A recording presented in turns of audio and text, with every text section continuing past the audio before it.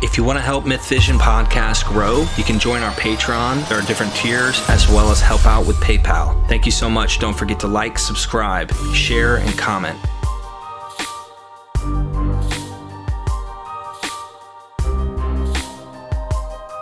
David Bacati asks, hope I didn't butcher your name. Dr. No, Price. I think David is probably right. No, go ahead. I'm sorry. Dr. Price, or Derek, your show is developing an interesting and serious document on the origins of Christianity. Just saying. I have a question for any of your guests, especially Dr. Price. When gospel writers wrote episodes or quotes in the New Testament that alluded to episodes or quotations from the Old Testament, was it likely that the average Jew, which begs the question as to whether there ever was such a thing, would have recognized the allusion to the original in the Tenakh that was being referred to in the Gospels? Hard to say. Most Jews attended synagogue, where the center of it was reading the scriptures, just like it still is, in a kind of a liturgical cycle. And so I'm guessing they would have been familiar with the stories. And that doesn't militate against them taking them as literal history, because as David Friedrich Strauss pointed out long ago, it was believed that when the Messiah came, he would do everything the others had done, but better. And Strauss said, well, this kind of is a clue as to why they would write stories about him doing similar things, but even better. And not that they thought they were writing fiction, but that they kind of figured, well, this must have happened. And so they said, and that kind of explains why the stories are sort of simple. You're saying only what you have to, and they figured, well, if Elijah did it, Jesus must have.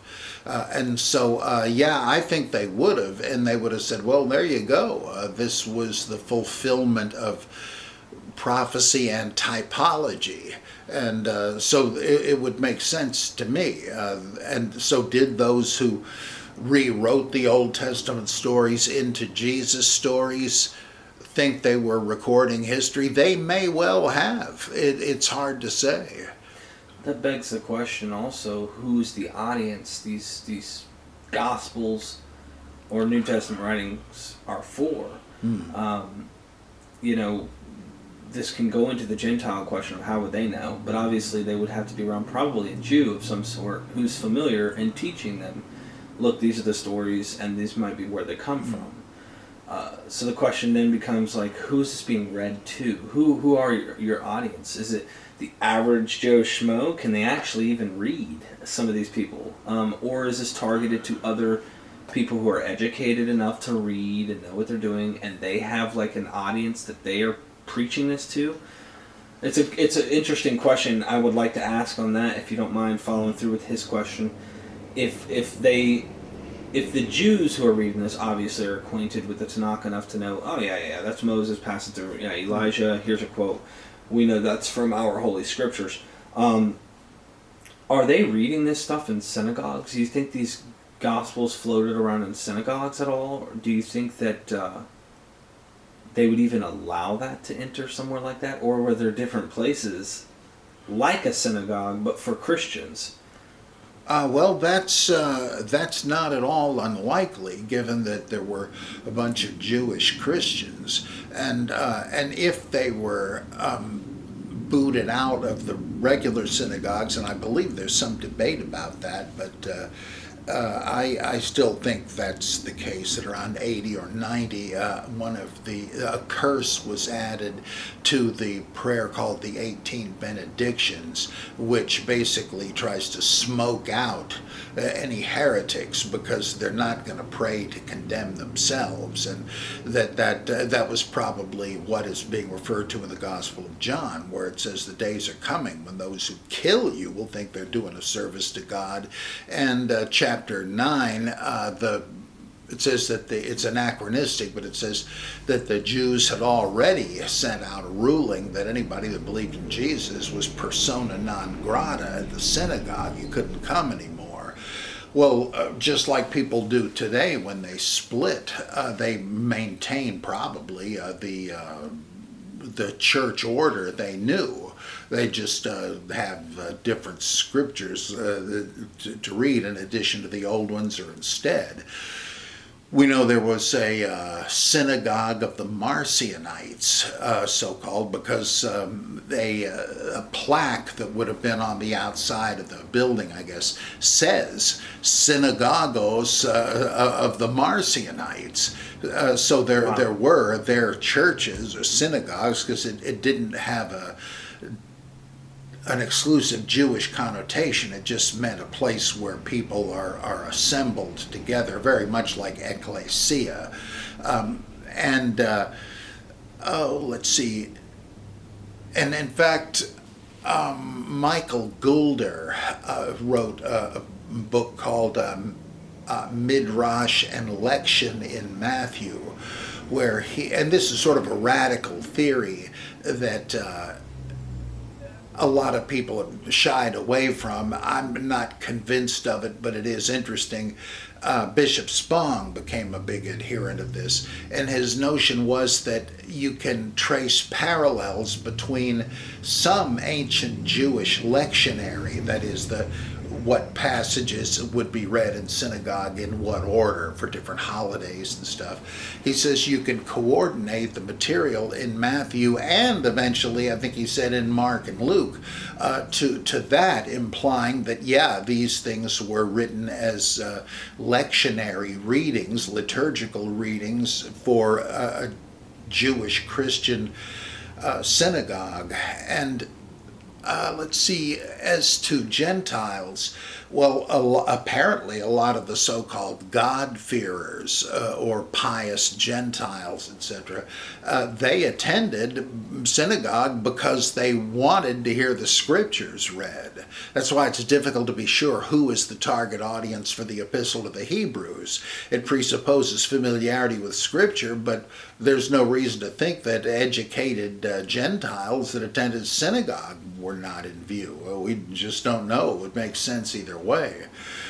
And but the one thing I don't want to neglect in the question is that given the care with which the redactors, like later evangelists editing earlier ones, that really demands, as Philip R. Davies said, that these things were written by scribes in the first instance for scribes, because it would have been unrealistic really to imagine, like it's equally ridiculous to say what Richard Bauckham and others do, that no, this is just recording eyewitnesses, like an oral history of the Vietnam War, like that we have today, because you have to ignore all these intricate patterns of redaction, like Luke downplaying the nearness of the parousia and so forth, and various other things. You just have to say, well, that's just all coincidence. You don't want to see the complexity of it. But on the other hand, it would be equally absurd to say that the average church or synagogue listener to these things would have picked it up. You might have had whoever was reading it and then sermonizing on it, they might have drawn attention to it possibly, but it seems unlikely that they would compare it to earlier gospels in preaching. That's not the kind of thing the laity like. They're impatient with it, and understandably so, because that's not why anybody comes to church. Right? That's a different thing. You might go to a Bible study. We know Gnostics had discussion groups within more Catholic parishes, then try to keep it on the quiet. Kind of like Catholic charismatic prayer groups in the late 60s, early 70s. They had a tenuous relation to the mother congregations who thought, what are they talking about in those enclaves? Oh, nothing, nothing. And Irenaeus was trying to root them out, but they were clever enough not to give themselves away. I mean, you might have had that going on, so somebody might have gotten it outside the scribal communities, but the same with the Old Testament. Who would have written this stuff? Again, with the redaction and all of that, it wouldn't have been just like the prophets, Jeremiah, Isaiah. Are these records, even imperfect ones, of what these people actually said? Well, if you take a close look, as some few have done recently, it kind of looks like these are all literary products. There wasn't necessarily an Isaiah or Jeremiah, though there could have been somebody like no prophecies in that sense are attributed to Elijah or Elisha or Gad or some of these other guys. So maybe there were stories, even factual ones, about some of these old seers and all that. Maybe Jeremiah was one of those, though it's interesting that some of the big so-called writing prophets are never even mentioned in the Deuteronomic history.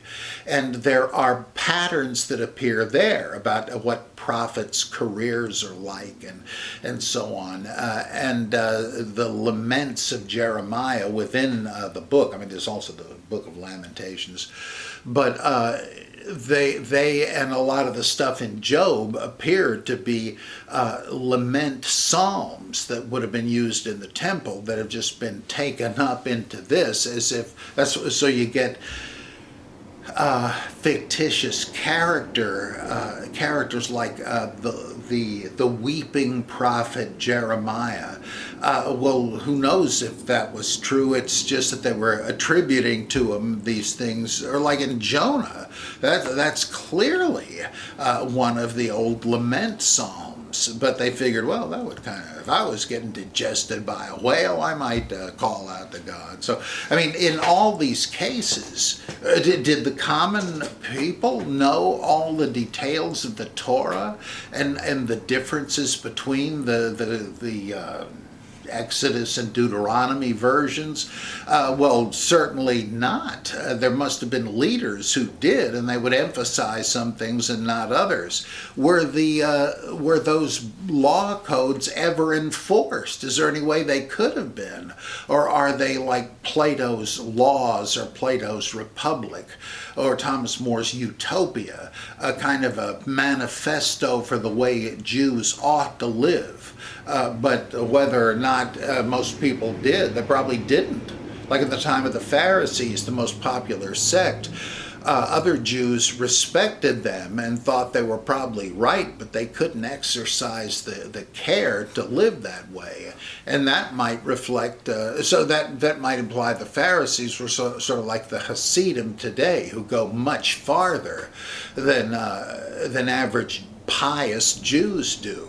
Because I haven't got time to keep kosher to that degree and all of that. So I think that's all of that is part of this pattern that probably only the scholarly elite really understood or really produced this stuff.